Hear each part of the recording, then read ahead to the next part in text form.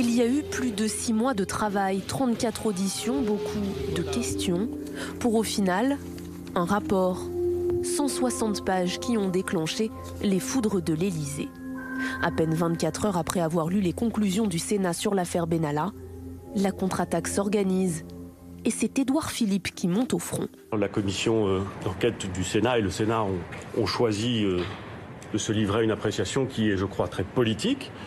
Je n'en suis pas surpris, mais comme j'ai un attachement très vif et très grand au principe de séparation des pouvoirs, j'en suis un peu déçu. Une appréciation trop politique et une confusion des genres. Le Premier ministre estime que le Sénat a légèrement outrepassé ses attributions en critiquant l'organisation interne de la présidence. La guerre serait-elle déclarée? En tout cas, en face, les sénateurs n'apprécient pas du tout de voir leur travail remis en question. Je n'accepte pas cette ingérence dans les pouvoirs du Parlement. Le Sénat n'a pas à décevoir ou à satisfaire le Premier ministre. Le Sénat a fait son travail. Cette commission d'enquête a travaillé dans la transparence totale. Une transparence et une indépendance qui lui permettent de critiquer nommément 3 collaborateurs de l'Élysée.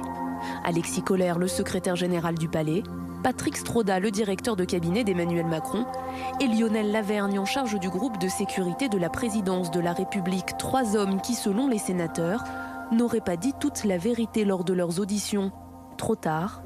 Aujourd'hui, Philippe Bas refuse de refaire le match. Nous avons l'habitude de faire des auditions, nous avons l'habitude de prendre du recul, nous avons l'habitude de rester calme et serein, nous avons aussi l'habitude de ne pas nous laisser attirer dans des polémiques qui nous feraient descendre d'un étage.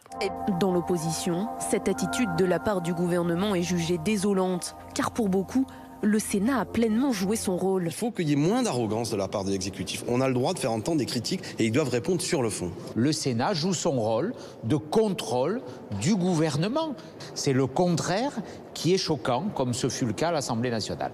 Certains attendent désormais une réaction dans les faits de l'exécutif et pourquoi pas une prise de parole présidentielle, une solution pour mettre fin au conflit.